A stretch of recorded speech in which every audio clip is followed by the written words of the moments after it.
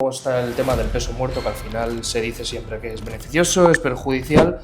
Al final ¿Qué opinas? Mira, claro. Yo tengo una hernia. Ah, ostras. Valga la redundancia, yo creo que del peso muerto. Es lo mismo una jaca que una prensa en el sentido de el tema de la preparación, tío. No sabes todo lo que estás metido dentro hasta que sales de ella. Yo creo que son conceptos como que todo el mundo conoce, pero nadie realmente sabe. La parte del tendón es complicada. Aprender a entrenar con dolor es importante también, ¿no? Sí, O claro. hasta que no te lesionas, no vas al fisio, ¿sabes? ¿Tú cuánto dirías que esto duele del 1 al 10? Voy con un poco de corriente, ¿vale? Quizás te sorprende un poco, ¿vale? Sí, ¿eh?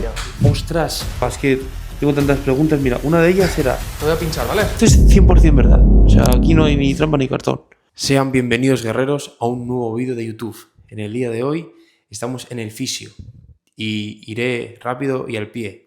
Voy a tener una conversación con un fisio que conocí a través de Instagram, que ahora mismo ya es un conocido barra amigo, la verdad, una muy buena persona. Y vamos a tratar diferentes temas, cuestiones, dudas sobre el entrenamiento, sobre si usar barefoot, sobre cuándo debo de ir al fisio, si esto es dolor, si no es dolor. Así que te animo a que te quedes, a que cojas papel y boli o tu comida, te entretengas y sobre todo que aprendas. Así que nada, vamos allá.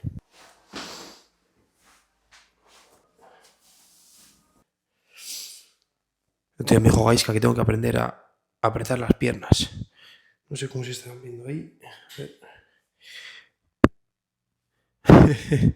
Nada, esto es profesional, tengo que estar serio. Ahora viene Asier, que es el chico de la clínica, la verdad. Bueno, ya lo diré luego, pero el trato de primeras está siendo muy bueno. Ahora cuando me pase las agujas y eso, igual le quiero matar, pero vamos a ver cómo va todo. ¿Y qué tal vas? ¿Qué tal llevas la prepa? Bien, tío, la verdad que estoy teniendo muchas cosas en mi vida que yo creo que me están haciendo disociar un poco de no achacar todo a la preparación. Como si solo viviera la preparación, diría, tengo un día malo es por esto, Ya. ¿sabes? Realmente, luego cuando sales de ello, derecha e izquierda, un poco más en algún lado o en otro. Dices de... De la parte dorsal, sí, de la parte de arriba. Pues... Un poco bilateral. Sí, Vale, perfecto. sí. Vale, me voy a poner otro lado para no taparte la Vale. cámara ni nada. Sí. Realmente, el tema de la preparación, tío, no sabes todo lo que estás metido dentro hasta que sales de ella, ¿eh? Eso me han dicho. Me han dicho eso, tío. Me han dicho eso.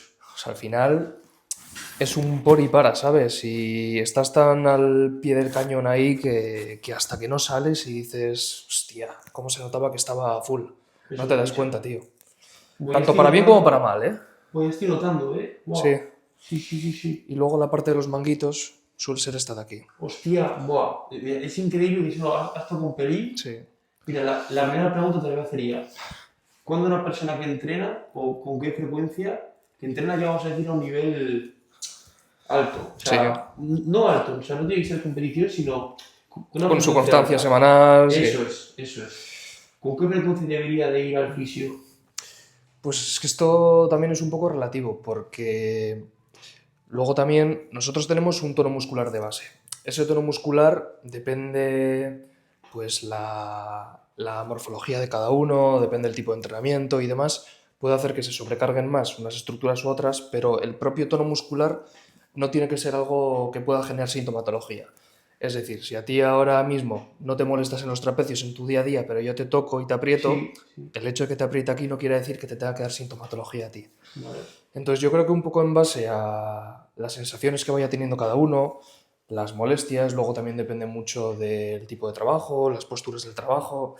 Como son tantos conjuntos de factores, es decir, el entrenamiento al final, por el tipo de actividad que es, puede ser una de las variables más importantes, pero como es algo multifactorial también y depende tanto de si has sufrido también hace tiempo o si eres propenso a sufrir de la zona cervical, de la zona lumbar, al final depende tanto de eso que por el hecho de que entrenase no te sabría decir una respuesta fija como tal. Vale. No, sí, es que yo es algo que, por ejemplo, suele pasar en este mundo, que es hasta que no te lesionas, no vas al fisio, ¿sabes? Desde luego. Y Desde luego. Y una vez que te pasa, luego ya es el momento en el que ya para las siguientes intentas corregir eso.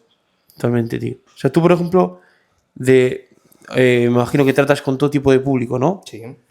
Pero las personas que, bueno, en general, ¿qué es Las personas deportistas Sí, son las que vienen antes de que tengan una patología, más a nivel preventivo. vale. Y las personas más a pie de calle son las que tienen una patología y es cuando acuden. No sé si igual ibas por ahí, por ese Sí, enfoque. eso es. Por eso es. ejemplo, gente corredora, que también tengo mucha gente corredora, gente que hace Cada vez más, triatlón, ¿no? gente que hace maratones, medias maratones, que eso a día de hoy está súper de moda. Pues al final, como también la preparación de una carrera es algo que es acumulativo, y al Guau. final tú tienes una meta, también es un poco también similar a lo tuyo. Sí, sí. Entonces tú quieres llegar en las mejores condiciones posibles también para una fecha. Entonces ese tipo de perfil es el que hace igual un trabajo de mantenimiento Vale. un poco más riguroso. Entiendo. Eso sí, a nivel preventivo yo creo que el deportista o el que ha tenido una lesión también que le ha pasado muy mal, que por ejemplo, yo que sé, una ciática, Vale. una persona que le ha pasado tan mal que también a nivel preventivo pues dice, pues mira, una vez al mes. Mira, ¿puedes explicar, perdón que te corte, lo que es una ciática? Porque yo creo que son conceptos como que todo el mundo conoce, pero nadie realmente sabe. ¿sabes? Nosotros tenemos diferentes segmentos vertebrales. Tenemos Vale. la parte cervical, la parte dorsal y la parte lumbar. Y nosotros en cada segmento medular tenemos una serie de nervios que salen de cada segmento. Entonces, el nervio ciático son las ramificaciones de los nervios que salen de las lumbares de la 3 a la 5, Vale. que luego dan lugar al nervio ciático que baja por debajo de la pierna. Ah, claro. Entonces, la patología lumbar baja a veces puede acompañar con una compresión de este nervio a nivel lumbar, que eso es ya lo que luego genera la sintomatología. ¿Y para eso es crónico? No, no es crónico. Vale. No es crónico. No es crónico, pero claro, luego, más allá del cuadro clínico, luego tienes que tener unas cosas en cuenta para luego evitar posibles recaídas en el día de mañana. Vale, mira, te lanzo una pregunta. Entonces, ¿cómo debería de empezar a entrenar o con qué frecuencia o intensidad una persona con, eso, vamos a poner, un dolor de ciática o lumbar? Partiendo de la base que es una persona que no entrena, dices. Bueno, no, vamos a ¿O decir... cómo adaptaría una Sí, persona eso que... es, eso es. Pues a ver, esto va un poco en función a los síntomas que tenga. Al final la ciática, luego también depende de cada uno, puede experimentarla de maneras distintas en cuanto a síntomas de dolor, sensibilidad. Entonces luego sería ver un poco las funciones o la funcionalidad que tiene esa persona, Vale. porque si es una persona que entrena, igual fácilmente puede adaptar ese entrenamiento, Vale. pero sobre todo a nivel irritativo, luego está el tema del peso muerto, que al final se dice siempre que es beneficioso, es perjudicial. Al final ¿Qué opinas? Mira, Asier, que por cierto, dicho en cámara, está muy fuerte Bueno, y se lo he dicho se antes de entrena un entrar. No, fuera bromas. El peso muerto, no hay ningún ejercicio que sea lesivo. La cosa es, tienes que estar tú adaptado a ese movimiento. Al final, ningún ejercicio, si no dominas la técnica, va a ser algo favorable a medio o largo plazo. Vale. Entonces, sí que es verdad que en personas que tengan una agudización de este problema a nivel de ciático, el peso muerto, como genera un estiramiento y unas demandas muy grandes a nivel de palanca lumbar, seguramente a corto plazo no sea favorable. Pero tú ese patrón de movimiento lo puedes extrapolar a cualquier otro ejercicio como tal. Puedes meter unas hiperextensiones en banco, puedes generar, si no, en un buenos días un poquito de estiramiento de esa zona del nervio, tú controlando también la profundidad que le das. Es decir, puedes adaptar el patrón de movimiento, que al final sería una extensión de cadera, Vale. a cualquier otro tipo de perfil de ejercicio sin meter el peso muerto, y ya cuando se tolere, ahí sí que lo puedes meter. Y entonces una persona con hernia también que entrena sería un poco... Sí que es verdad que hay que tener un poco igual con los ejercicios que requieran, igual mucha profundidad a nivel de sentadilla, y luego también distinguir entre... No es lo mismo una jaca que una prensa, en el sentido de una prensa tú estás movilizando un peso y una jaca te estás movilizando tú también con un peso encima.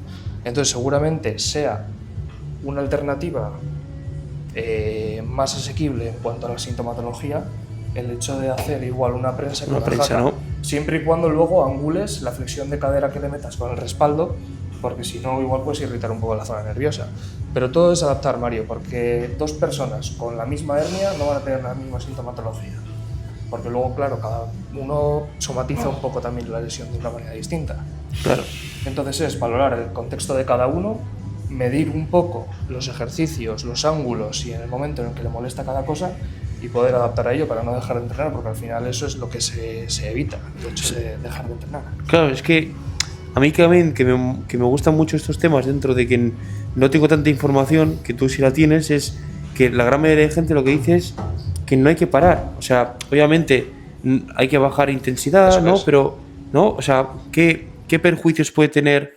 Porque yo trabajo de monitor y la gente me dice, no, yo suave, voy a entrenar muy poco, solo quiero hacer bicis. Como que la gente que encima le duele tiene miedo a entrenar fuerza. Eso es. Y luego entras en un bucle negativo en cuanto a... Eso, Tienes un dolor. Lo que haces es evitar activar esa musculatura, que al principio es eso una es. respuesta lógica del cuerpo a corto plazo. Como no activas esa musculatura, pierdes fuerza. Como pierdes Vale, fuerza, pierdes funcionalidad.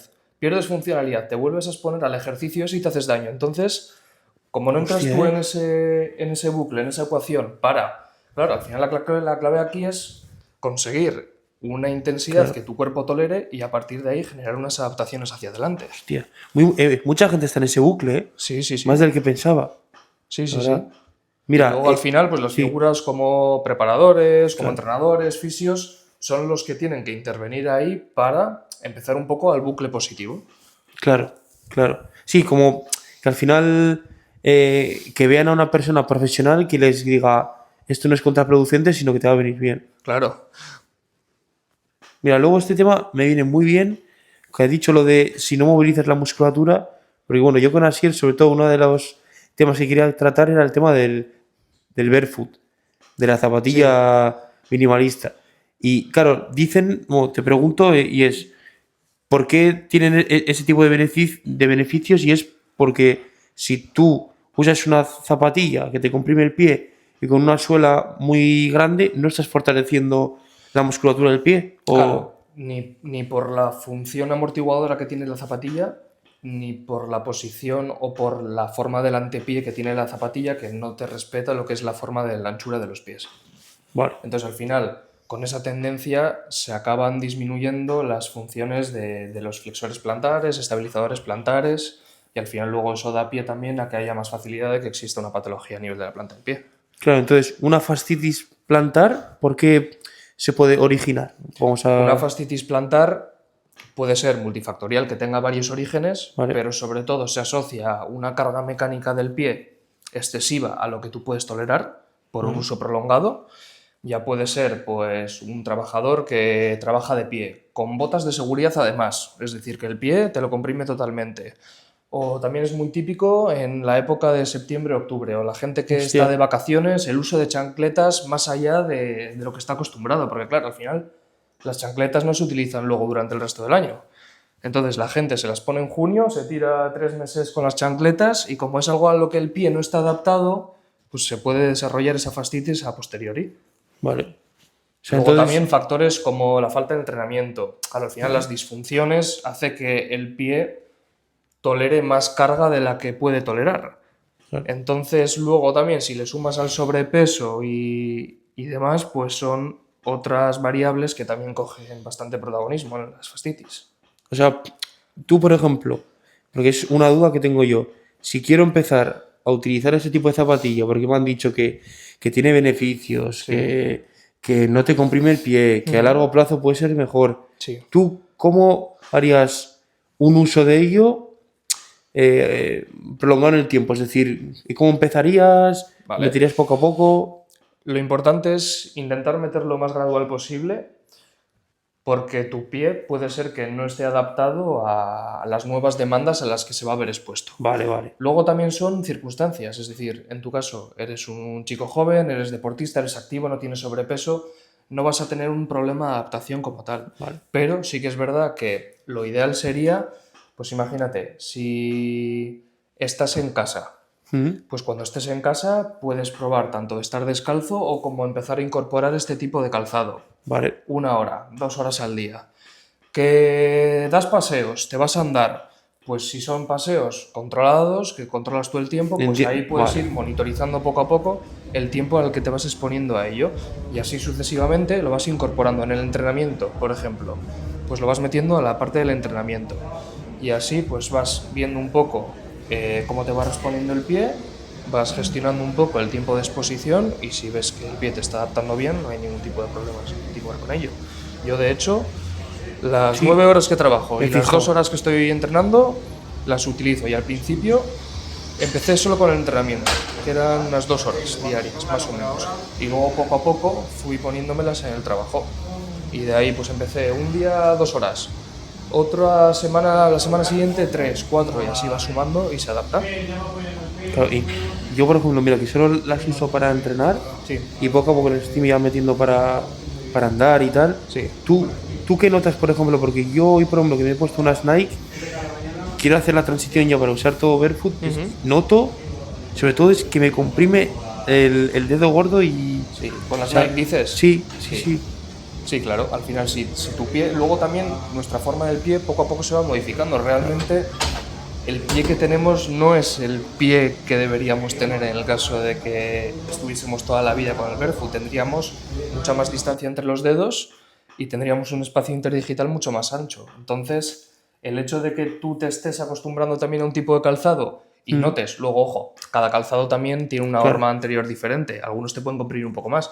Pero si estás poco a poco exponiéndote a eso, Claro. al final es normal que te pongas un calzado y digas, joder, pues sí que me estoy dando cuenta que me está comprimiendo, porque ya estás experimentando Claro. lo contrario. Claro. Quizás tendrías la misma sensación antes de utilizar el barefoot, pero como no te has expuesto a esto anterior, no te has estado dando cuenta de ello. Claro, y luego, por ejemplo, yo que quiero empezar con ello, ¿qué opinas de los temas de los separadores de los dedos? Eso es algo que te quería preguntar. O sea, ¿para qué sirve eso? Los separadores de los dedos, yo sobre todo lo pauto a la gente que ya tiene un problema un poco Vale. más severo en cuanto a la distancia interdigital. Por ejemplo, un juanete, Un juanete sí, ahí sí Vale. que sería interesante. Porque al final ahí ya hay una alteración estructural de lo que es la articulación del dedo vale, y ahí sí que le tienes que dar una asistencia pasiva mayor. Pero en el problema de que sea tan solo funcional y que no haya una alteración estructural de la articulación, con poco a poco ir exponiéndote a Vale. dejarle un poquito más de separación a los dedos, se va adaptando el pie. Y luego también, si lo acompañas de ejercicios que involucren la musculatura intrínseca de la planta del pie, pues mejor que mejor, porque vas a hacer que esos resultados lleguen un poco antes. vale, o sea, estoy entendiendo para diferenciar las dos partes. Uno es la distancia entre los dedos y luego dices de trabajar la musculatura, Eso que es. sería eso, exponiéndolo poco a poco ese tipo de zapatilla, ¿no? Y con ejercicios específicos también se podría. Por ejemplo, Por ejemplo, ejercicios de los movimientos flexores de la planta del pie se suele trabajar, Vale. por ejemplo, arrastrando una toalla para mira. hacer ejercicios a nivel de flexión y luego todos los músculos que forman parte también de la estabilidad del pie. Los peroneos, el tibial anterior, el tibial posterior. Entonces, si tú te expones también a este barefoot y preparas para la función estabilizadora al pie, trabajando la función estabilizadora de forma por la parte del ejercicio, también le estás dando como un estímulo extra para que poco a poco lo vaya tolerando mejor. Si tu pie no lo trabajas a nivel de estabilidad y le das un barefoot, que ahí le estás demandando mucha estabilidad, va a tener como un golpe de demandas muy Claro. fuerte. Claro, entiendo, porque ahora, claro, tú que las llevas puestas, Sí. es decir, todo el peso de tu cuerpo lo estás soportando en la planta del pie, que igual si lleváramos una zapatilla con mucha suela, ¿no? Sí, Mitigaría ese trabajo, ¿no? claro, te reduce el impacto, te reduce la Claro. carga. Claro. Pues muy interesante, ¿eh? Porque, claro, se pone algo de moda, pero claro, igual... No sabes hasta qué punto es favorecedor o ahí es está. perjudicial, ¿no? Ahí está. Yo creo que es el proceso, la clave es el proceso y la transición.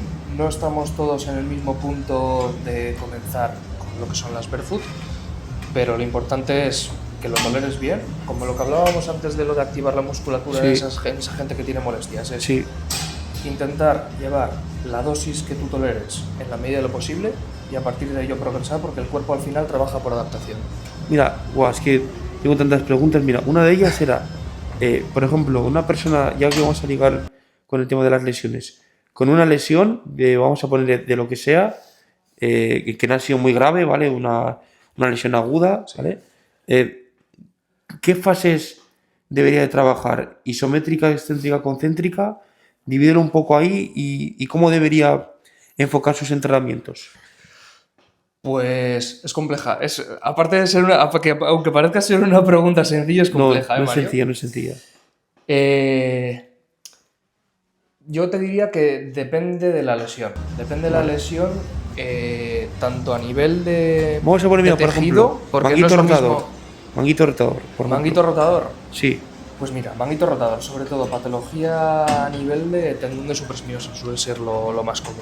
Vale. Entonces ahí ya estamos entrando en patología de tendón. No es lo mismo que la patología muscular. El tendón tiene un metabolismo un poquito más lento y una capacidad de adaptación en cuanto a tiempos mucho más larga que Vale, pues mira, vamos a el hacer músculo. una diferenciación. Primero la del tendón y luego una más muscular. La parte del tendón. La Sí. parte del tendón es complicada, porque lo mismo que decíamos antes, que en cuanto a la ciática, que cada uno puede tener una sintomatología distinta, Vale. en esto pasa un poco lo mismo. Entonces, aquí lo que habría que hacer es ver un poco la tolerancia que tiene a este tendón en la persona que tenga las molestias Vale. y ver, esto es también un poco prueba-error al principio, y ver qué tolera bien, si tolera mejor concéntricos, excéntricos. Normalmente los isométricos suelen ser los que mejor se toleran al principio, porque también generan un carácter analgésico a nivel de tendón.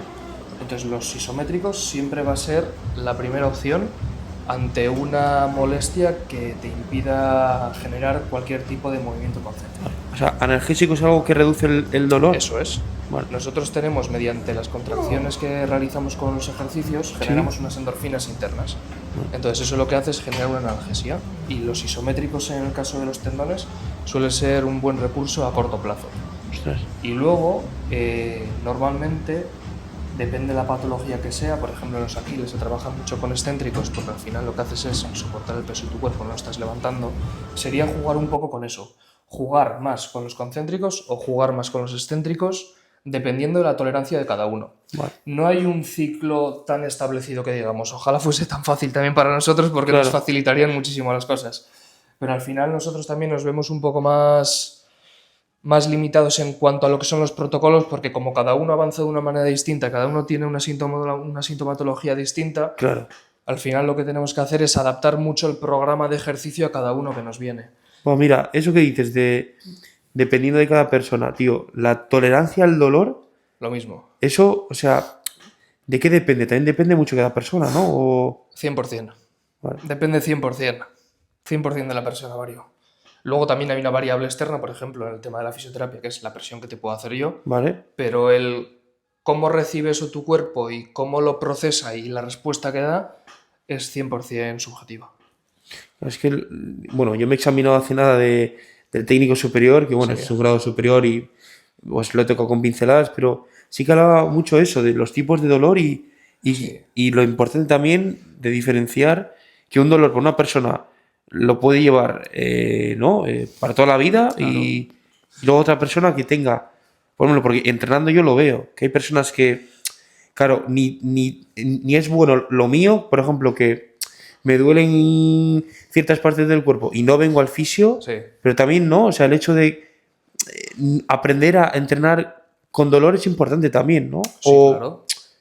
¿qué opinas Sí, tú sí. de eso? Ojo, a ver, ¿con dolor te refieres Ya, a claro. un dolor musculoesquelético o esa capacidad de sufrimiento que dices tú dentro de lo que es el entrenamiento? Claro, yo te pregunto a ti, que tú has entrenado y tú eres fisioterapeuta y entiendes la sobrecarga muscular, etcétera. Sí. ¿Cuándo hay que preocuparse? ¿Porque sea un dolor o porque simplemente sea una agujeta o adaptación muscular? Cuando las molestias pueden surgir, porque al Vale. final nosotros estamos forzándonos a un estímulo Vale. muy alto y al final se rompen fibras y de hecho a raíz de ese fenómeno es luego cuando se da la supercompensación. Vale. Una molestia te puede durar una semana, 2 semanas a lo sumo. Vale. Yo normalmente, si a los 10 días de esa molestia que no haya variado la intensidad y te limita en tu entrenamiento, ahí ya sí que empezaría a considerarlo como algo que no debería tampoco ser normal. Vale.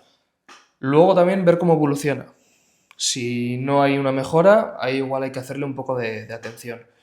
Y aquí también, o sea, es importante conocer cada uno a su cuerpo y es importante la figura del entrenador también para adaptar eso. Pero no, a veces se oyen discursos por ahí de, pues si te molesta esto, también es normal, prueba a hacer esto. Es que eso es perjudicial, tío. Es que muchas veces no es normal y al final esas patologías, si las acabamos normalizando, que pasa muchas veces, Sí. como no es algo limitante, no le prestas atención y al final eso tarde o temprano te va a generar una limitación 100% a medio plazo. Claro. Entonces, esas patologías, sobre todo en nosotros, en la gente que entrenamos y demás, que también tendemos a normalizar esas cosas. Es que eso te iba a decir, que igual este tipo de vídeo lo va a ver un público más que entrena, y yo digo que nosotros somos un perfil que abusa de eso, ¿no? ¿Sabes? Sí, claro.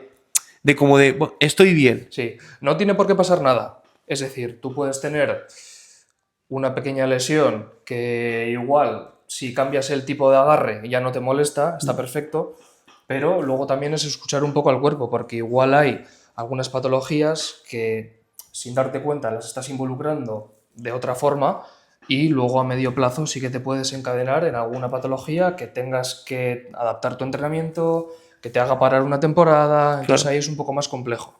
Chavales, me ha dicho que me va a pinchar, Pua, vais a ver mi...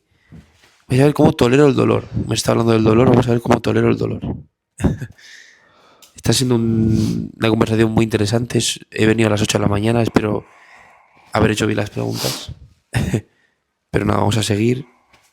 Y yo creo que vamos a aguantar bien, aunque me va a doler. O sea, las agujas duelen bastante.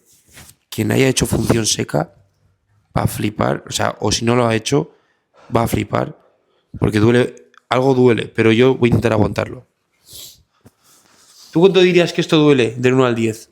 ¿Esto? ¿Lo que te he hecho? No, lo de ahora, lo que viene ahora. Ah, Nada, un poquillo, ¿no? un 5. Ah, bien, bien. Bien, bien. Y lo de ahora, o sea, el masaje, ¿por qué? O sea, ¿por qué has hecho un masaje previo? Normalmente, el hecho de cuando nosotros tenemos una zona que está un poco más afectada, Vale. el resto de tejidos colindantes generan una tensión muscular para evitar que en esa zona se genere un aumento de tensión. Entonces, al final, si tú tienes algún punto que te moleste más, imagínate, pues te molesta el hombro o te Sí. molesta la parte del deltoides, al final quieres que no, el cuerpo, a modo de protección, lo que va a hacer es tensar toda la musculatura que tienes Vale. alrededor para evitar que le recaigan más demandas a esta zona de aquí. Entonces, al final, las zonas colindantes siempre se tensan. Y Vale. quieras que no, al final, viniendo de este deporte, normalmente la involucración de la parte superior también hace que poco a poco se vaya cargando. Claro. Vale, esto es para desinfectar un poquito la zona. Vale, perfecto, tío. Vale. ¿Me dejas el brazo colgando, Mario? Un segundito. Sí. Ahí está. Bien, ¿no? Vale. ¿Te has pinchado alguna vez? Sí, sí, sí. Vale, entonces no hay problema. Sí, sí, sí. Es como... Ahí está. Pequeño pinchacito. Vamos poco a poco. Vale. Perfecto. Sí, es como... O sea, la sensación... Si te la han hecho alguna vez, o sea... Como que no se olvida. Por ejemplo, yo hacía tiempo que no me la hacía, me la acabas de hacer y he dicho, vale, sí, ¿sabes? Sí. Vale, voy con un poco de corriente, ¿vale? Vale. Claro, eso... Buah, noto muchísimo ahora, ¿eh? Sí, sí, sí, Se sí. lleva bien, ¿no? Sí, sí, sí. Claro, pero el brazo ahora se está moviendo. Sí, sí, sí. Claro, ¿eso que estás pinchando ahora qué es? O sea, El músculo infraespinoso. vale, Vale, ahora aguántame un poco. sí.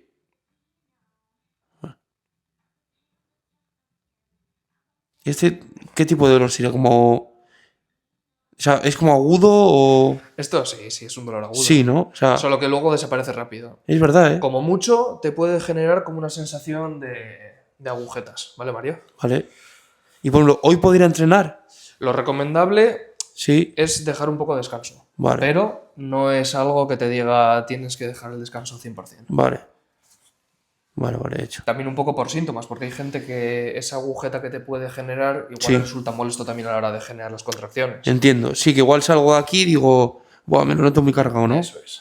Vale, vale, entiendo. Vale, levanta un poquito los dos pies, Mario, y Vale. nos vamos a colocar ahora boca arriba. Vale, hecho. Vale.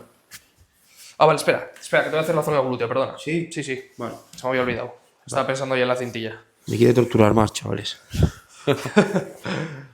Cintilla derecha, me has dicho, ¿verdad? Sí, Venga, vamos a ello. eso es. Eso es. La musculatura glútea es una musculatura potente. Hasta que muchas veces no genera mucha tensión, no acaba molestando. Entonces, ahora cuando te toque Mario, Sí, quizás te sorprende un poco, ¿vale? sí, ¿eh? Vale. Joder, ahí no me han hecho nunca, ¿eh? No, No. pues la musculatura glútea, Mario, ojo, ¿eh? ¿Qué es? O sea, ¿por qué dices eso? Porque... Porque son músculos muy grandes. Y al Sí. ser muy grandes tienen Buah. mucha capacidad de acumular carga. Buah, ahí, tú, Ahí molesta, ¿no? te digo que tengo una sobrecarga en el glúteo, pero abismal, ¿eh? Esta parte es glúteo mayor, que el glúteo Vale. mayor no suele generar tanta patología, pero el glúteo medio, ¿Es este de ese? aquí sí, Ostras, sí. este, que es el que te molesta. Buah, buah, buah, muchísimo, Luego, ¿eh? lo que te comentaba antes, Sí, la cintilla, ¿vale? vale. La cintilla, este huesecito de aquí, Sí. no te molesta aquí, ¿no? No. Vale. Lo que es la cintilla, el vientre muscular, es esta parte de delante de aquí. Bueno, lo estoy notando, ¿eh? Que Sí, va sí. desde el huesecito este de aquí Vale. hasta lo que es el huesecito este de aquí, ¿vale? Es esto de aquí. Ostras, es como corta, ¿no? Es muy corta. Luego lo que es la parte posterior ya es el glúteo medio. Esto de Sí, aquí. buah, Como comparten zona, ¿Qué si diferencia? tienes la cintilla, Sí. lo que es el vientre muscular, un poco más afectado, al final el glúteo medio suele tender también a contraer eso. Ostras, qué barbaridad el glúteo medio, ¿eh? Y luego está la cintilla iliotibial, Sí, ¿vale? Que Eso es- sería toda esta banda fibrosa Sí. que baja por aquí, que normalmente es por donde se suele pasar el roller. eso es. Solo que a esta parte de aquí muchas veces no se llega. Ostras. Que este es lo que es el vientre muscular realmente, ¿vale? Buah, ahí te ves sincero. Esto es el tensor de la fascia lata Buah, y pues, esto es la cintilla iliotibial. buah, pues el tensor lo tengo tenso, tenso. Eso es. Ostras. Ya te he dicho que te ibas a sorprender. No, no, me estoy sorprendiendo, ¿eh? Ostras. Claro, es que nunca. O sea, por ejemplo, y yo de cara a futuro para tratarme, liberar tensión ahí, ¿y qué recomiendas? Por ejemplo, Pues mira, aquí es un poco más cómodo también el hecho de ponerse una pelota de tenis en vez del roller. Vale. Porque es mucho más reducido y es más accesible a esta parte de aquí. vale. Aún así, el glúteo medio con el roller también se puede soltar bien. No, estoy flipando, ¿eh? Pero para esta parte de aquí, el hecho de tener una pequeña pelota de tenis y tumbarte de costado sobre la Sí. pelota y comprimirte aquí, es un poquito más cómodo que el roller. El roller para superficies un poquito más extensas, para todo lo que es la pierna, Sí. glúteo, espalda y todo eso, Mm. va muy bien. Pero para de las zonas que son un poquito más específicas, más reducidas, yo, por ejemplo, con una pelota de tenis suelo apretar aquí. ¿Y qué es, por ejemplo, lo que consigues con la pelota de tenis? Por ejemplo, o sea, ¿qué es el efecto que quieres lograr? Una liberación miofascial. Es como un masaje profundo, que digamos. ¿Vale? ¿Y eso qué hace? ¿Como llegar más al músculo? La cosa es que cuanto más, o sea, si tú focalizas en un punto y aprietas, al final los tejidos de arriba, claro, al final los músculos, depende de la profundidad que tengan, Mm, la capacidad de penetración que tienes que tener es mayor. claro. Entonces, el hecho de tener una superficie un poco más pequeña y focalizar en un punto te da pie a penetrar un poco más en lo que es el tejido. Vale, vale, entiendo. O sea que, Luego claro, también va por zonas, ¿eh? Depende de las zonas que te quieras a tratar. Al final el roller no deja de ser un automasaje, que digamos, que es para una liberación miofascial. Pero Vale. se parece más a un automasaje. ¿y qué opinas de la pistola? Pues la pistola depende de la pistola. La pistola a nivel de preparación ¿Sí? lo veo bien, pero a nivel patológico yo creo que no llega a esos requerimientos mínimos necesarios para que genere un cambio. Vale. Si los estímulos que tiene la pistola sí que es verdad que te pueden ayudar a preparar el tejido, como si es un roller, como si es un estiramiento, como si es una serie de aproximación, Vale, solo que es un poco más engorroso el hecho de llevarte una pistola y estar con Claro. la pistola. claro. Pero yo le veo un poquito más cabida a nivel preparativo para preparar lo que es el tejido, porque al final lo que haces también es calentar un poco el tejido y ayuda a que suba un poco la temperatura, pero Vale. luego a nivel de patología, luego también nosotros tenemos, claro, es que esto es un poco más complejo, porque esto es más a nivel de sistemas que inhiben el dolor. No, pero. Nosotros tenemos un sistema que inhibe el dolor, que es por dándole al cuerpo un estímulo de mayor dolor, lo que consigues es una reducción de tu dolor originario. Ostras. O sea, Entonces- por ejemplo, ahora mismo que me está doliendo lo que me estás haciendo. Eso es, esto generaría una analgesia por contrastes de dolor, que digamos, para después. Oh, qué interesante. Entonces, el hecho de que te pases la pistola en el punto en el que te duele, Sí. sí que te puede llegar a generar un efecto analgésico a ti como tal, pero no genera,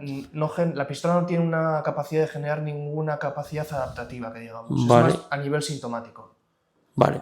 Ok. Entonces, yo lo que es más a nivel funcional lo veo más a nivel de preparación del tejido, porque no genera ningún cambio si lo quieres llevar a un entorno de tratamiento, que digamos. Vale. Mira, y con eso que comentas, ¿cuándo usar el foam roller? Porque es una duda que he tenido siempre y siempre me preguntan.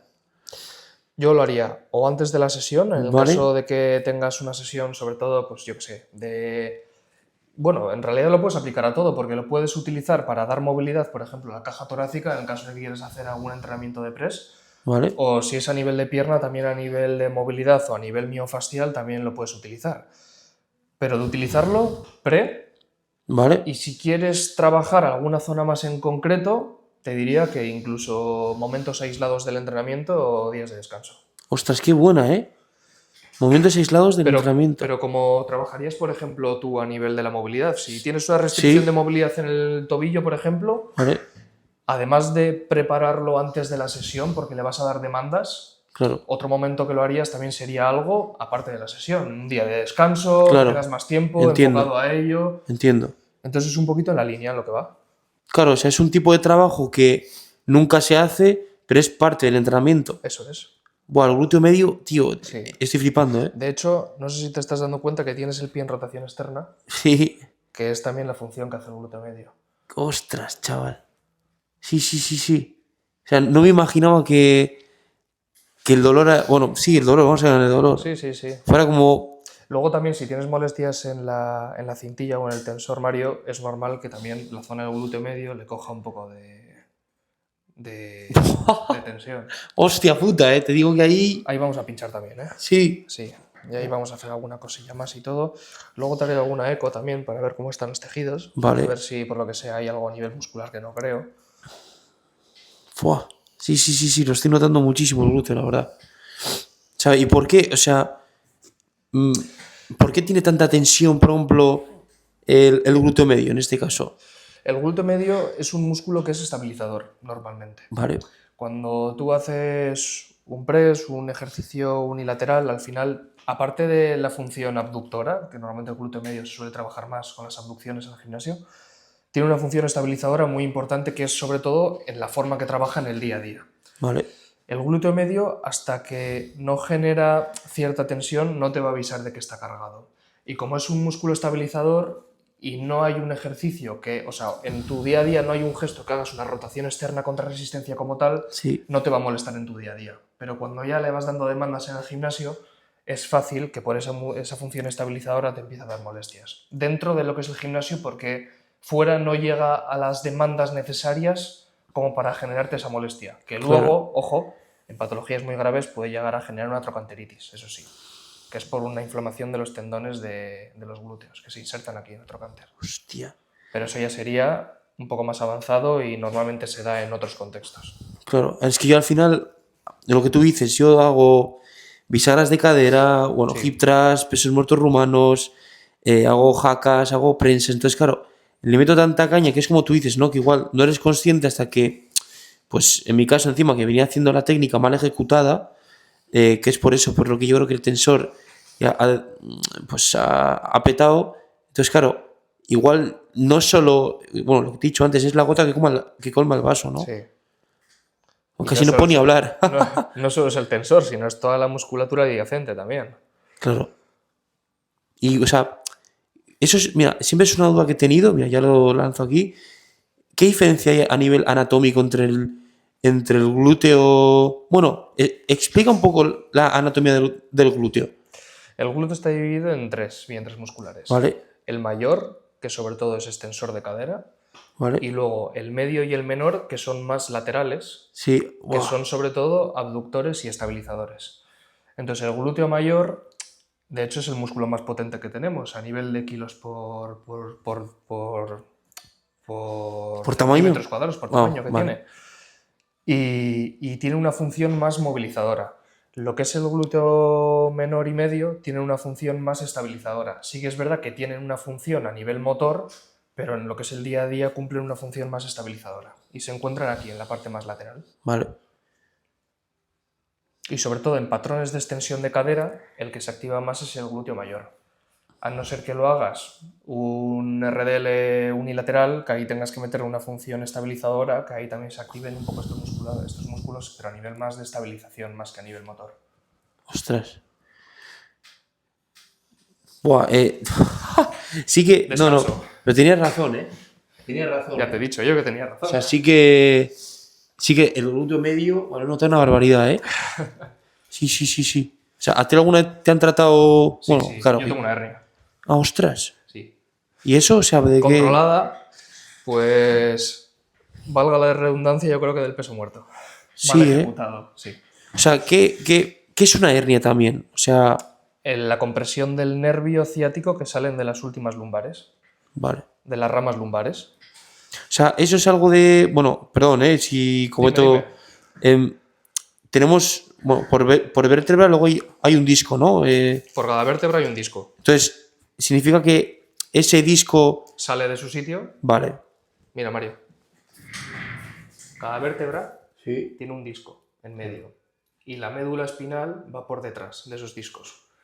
Cuando hay una hernia, es que hay una herniación del tejido que hay dentro del núcleo del disco, Vale. que es acuoso sobre todo. Entonces, cuando se comprime, al final es como si tú tienes un globo de agua, Claro. si tú lo aprietas por un lado, la presión sale para el otro. Claro. Entonces esto pasa lo mismo. La presión en la parte anterior del disco hace que migre todo el tejido para la parte posterior y ostras. cuando se rompe el núcleo, lo que pasa es que los anillos que están alrededor pueden protraerse y Claro. romperse, y aquí lo que hacen es una invasión del tejido de la médula. Cuando contactan con los nervios, ahí es cuando ya genera la sintomatología para la parte de la pierna. Bueno, tener una hiperlordosis lumbar te puede llevar...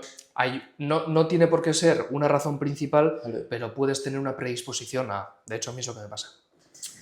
Claro, es que ahora que me has dicho de que la presión se va a ese lado, me ha quedado clarísimo. Hay una mayor predisposición a... Eso no quiere decir que por Vale. tener hiperlordosis vayas a tener una hernia. Vale, claro. Vamos a ver. Te voy a pinchar, ¿vale? Vale, sí. Chavales, vais a ver aquí... O sea, esto es 100% verdad. O sea, aquí no hay ni trampa ni cartón. Voy, Mario? Sí, tranquilo. Lo que es el pinchado se lleva bien, ¿verdad? Sí. Aquí es cuando llego. Encima, ahora no es por hacerle la pelota así, chicos, pero... O sea, me parece súper importante el hecho de tener un profesional en el que confíes. O sea, yo te lo digo de verdad, ¿eh? Pero como es un peluquero, como es un dentista... Cualquier como es cosa. todo. Totalmente. Voy, Mario? Sí, dale, sí. Ah, bueno. A ver. O sea, en este caso, o sea, por ejemplo, yo también como mi trabajo de preparador, es como, ¿tú qué es lo que ves también de cara a tus clientes? Que lo que más importa, obviamente, de la información, pero es el trato, ¿verdad? Todo, claro. Claro. Forma parte también, imprescindible. Claro. O sea, al final, también la gente tendrá con muchos miedos aquí, ¿no? Mucha gente que es la primera vez, o al final también el tipo de fisioterapia que no están un poco familiarizados con lo que hago, es un procedimiento distinto. Claro. Entonces al final también eso, quieras que no, al principio genera como, no ante la incertidumbre que digamos, ¿no? Como que también se cierran un poco ante eso. Claro. Pero bueno, luego al final, una vez conocido todo, no hay ningún problema. Vale, voy a ir ahora a la parte del tensor, ¿vale? Vale. Te pincho el glúteo, ahora voy a ir a la parte del tensor, Ok. que es un poquito más anterior. Vale. O sea, eso, la parte del tensor es la parte más lateral de... Un poco más anterior. Vale. Más aquí. Ah, ostras, vale, sí. Ah, claro, el tensor, claro, ese es el origen. Eso es. Vale, Voy, ¿eh? sí. Vale, sí. Ahí está. Claro, bueno, eso la gente que haya visto mis vídeos, bueno, ya sabrá, pero buah, ahí sí que noto un huevo, ¿eh? Este es el tensor. Ostras, chaval. Que este lo que hace es una rotación interna. El Sí. pie, no sé si se aprecia en el vídeo, el glúteo hace una rotación externa. Ostras. Aguántame un poquito, Mario. Vale, perfecto. Ahora igual te molesto un poco. No, estoy bien. Si tenía alguna duda Ahí está. de si tenía una lesión en la fascia, chicos, buah, lesión o sobrecargado. Claro, luego al final nosotros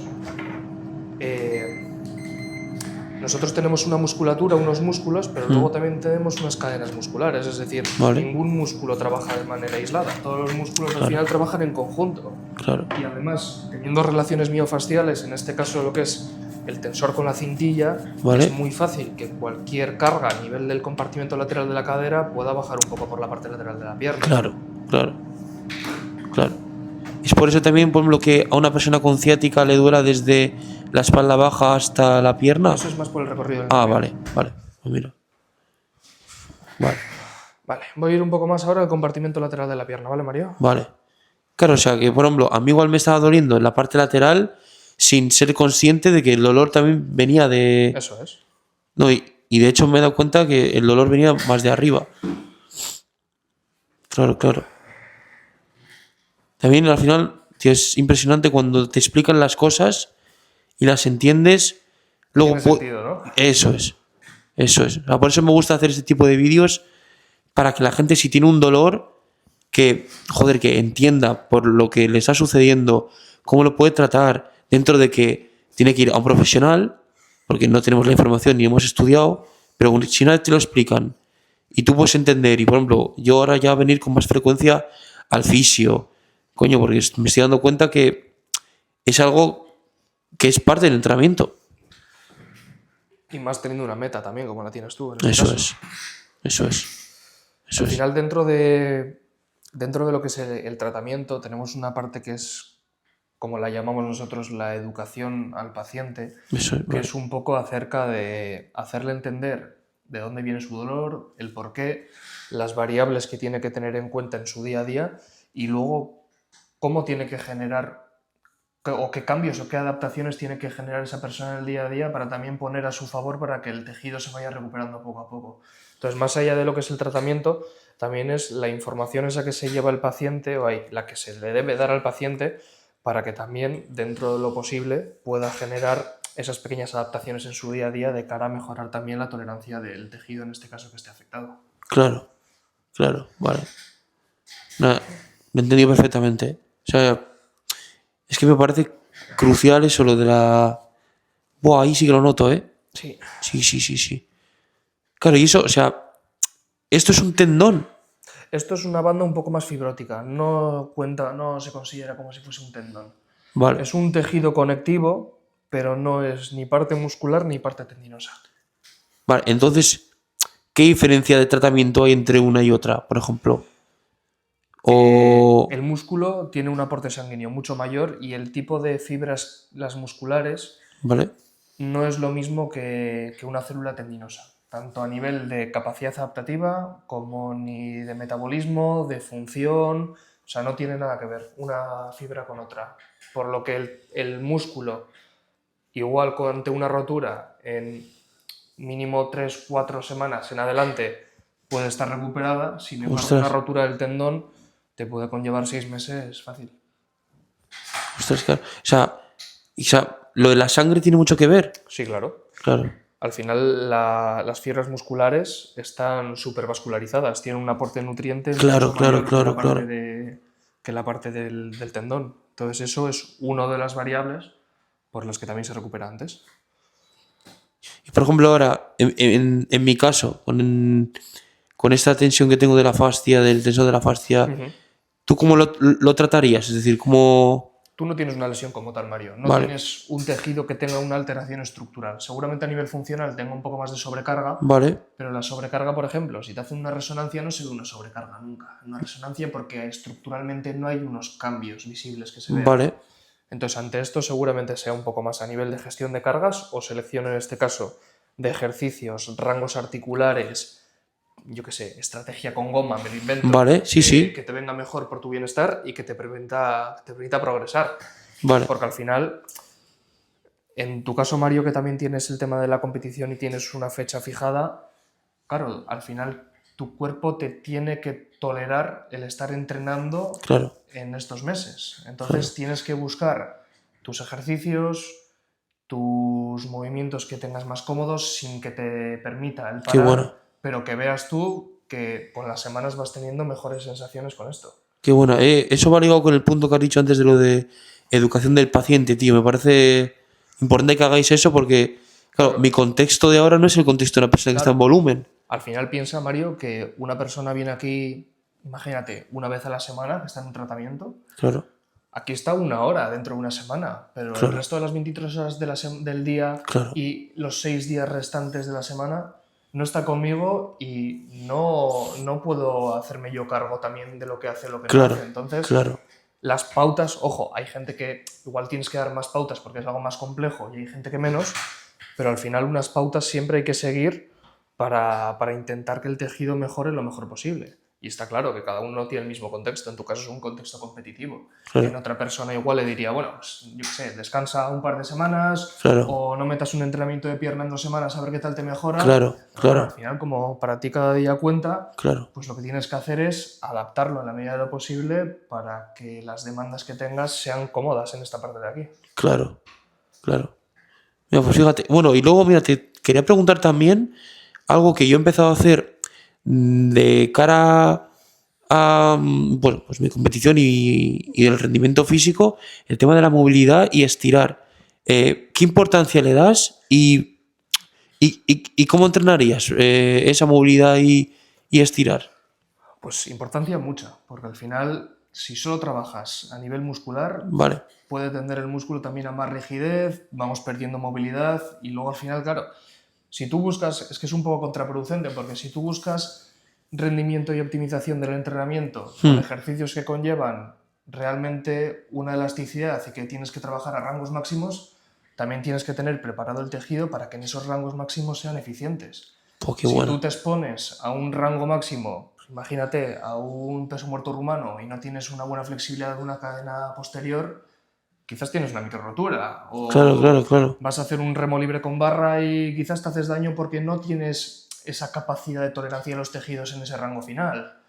Lo mismo que si quieres hacer una prensa profunda. Si no tienes una buena dorsiflexión de tobillo, vas a compensar con la cadera y con la rodilla y te vas a acabar haciendo daño en cualquier otra parte. Claro, Entonces, toda la parte de movilidad y estiramientos es importante para la salud de los tejidos, lo primero, para la salud postural, higiene postural, y luego también para el rendimiento del entrenamiento. claro. Porque al final tú luego cuando vas a hacer ejercicios no trabajas en rangos parciales, lo que buscas es un estiramiento máximo y un acortamiento máximo. Tal cual. Mira, y bueno, esto me parece interesantísimo, chavales, porque tiene toda la razón. Yo que trabajo de monitor y bueno, con los clientes a los que asesoro, la gran mayoría de personas ya no es que no sepan hacer el ejercicio, sino que no pueden. Claro, muchas ¿Sabes? veces eso también. O sea, Pues luego también, Mario, es importante la conciencia corporal, es decir, Buah. tú sabes distinguir entre la movilidad de tus segmentos de tus tejidos, pero por ejemplo, si le metes a una persona una máquina, yo que sé, me lo voy a inventar, en un cool de isquios sentado, Sí, por ejemplo. no tiene conciencia de la estabilidad que tiene que tener la lumbar contra el apoyo del respaldo, tú le puedes mandar y ejecutar el ejercicio perfectamente, pero la función estabilizadora o el saber cómo tiene el resto de segmentos no tiene esa conciencia corporal como tal. Claro. Entonces, claro, tú como eres un chico que ya tiene mucha experiencia con eso y sabes reconocer la posición de tu cuerpo en todo momento, pero hay gente que está empezando que más allá de lo que es el patrón de movimiento de lo que tiene que mover, el hecho de la estática no lo controla tampoco. Claro. Claro, o sea, por eso, tío, el tema del entrenamiento es tan amplio porque en cada día puedes aprender. No, de hecho, cada día aprendes. Eso es. Cada día aprendes. Vale, levántame un poquito los dos pies, Mario. Vale. Nos colocamos boca arriba. Vale. Hecho. Ya es la última parte, ¿no? Te voy a pasar alguna cosilla ahora para acelerar un poco el metabolismo. Hecho. Sí, ¿eh? Levanta un poquito las rodillas. Vale. Te voy a hacer una eco por si acaso. Vale. Para ver que está todo bien. Hecho. Vamos a ver. Pues súper interesante el vídeo, te lo digo en serio, ¿eh? Sí, Diferente, por lo menos. No, a mí me está molando mucho. Un segundito, Mario. Sí. Hola, José, buenos días.